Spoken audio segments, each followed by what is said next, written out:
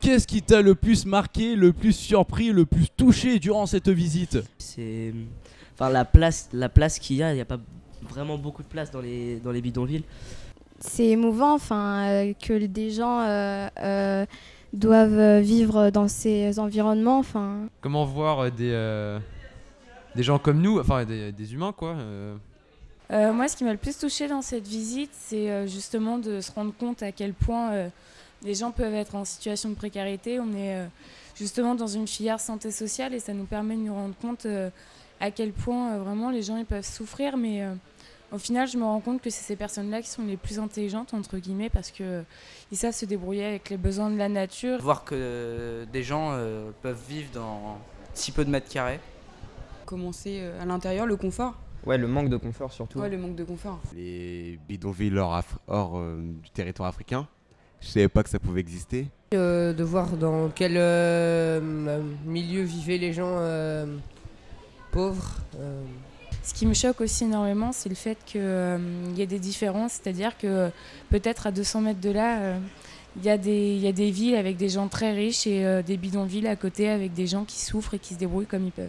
J'espère qu'on va essayer de réduire le maximum de pauvres ici. Raconte-nous une ou plusieurs choses que tu as appris Sur les stands ou lors des animations. Que l'école, ils y vont pas tout le temps.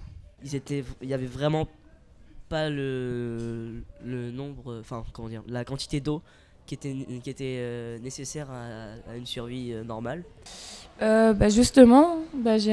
J'ai appris justement qu'il y avait des bidonvilles en France, qui m'a un petit peu étonnée parce que je pensais pas qu'il pouvait y en avoir.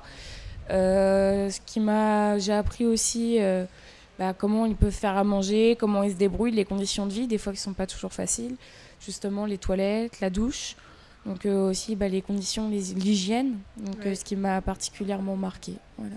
Je pensais pas que les associations elles pourraient aller directement voir le gouvernement et leur parler en face quoi. Je pensais qu'ils aidaient vraiment que les gens et que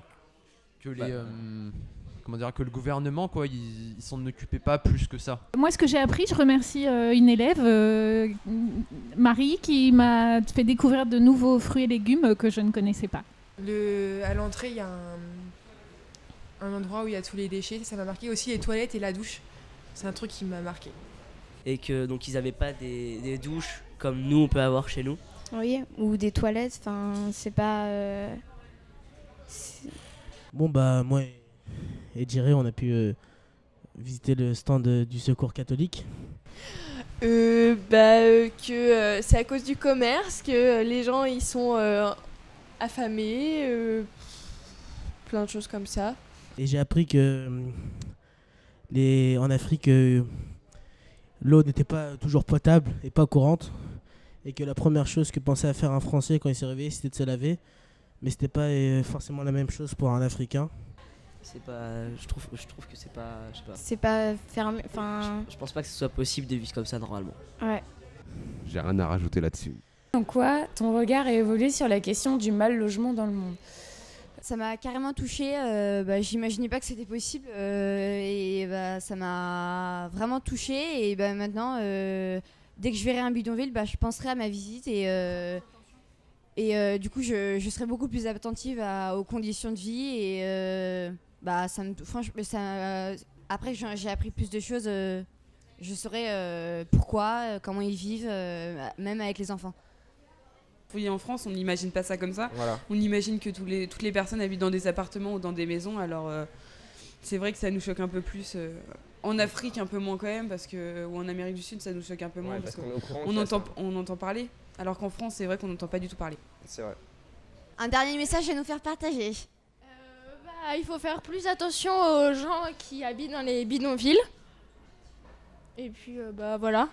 Nous, en fin de compte, on se plaint parce qu'on n'a pas la connexion à Internet ou justement qu'on n'a plus d'eau chaude parce que son père il s'est lavé et qu'il a pris un bain, qu'il a pris toute l'eau chaude. Alors que ces gens-là, ils sont toujours au froid, ils sont inquiets, ils ont beaucoup d'enfants, ils ont beaucoup de tracas. Alors que nous, en fin de compte, on se plaint et qu'on a la belle vie au final.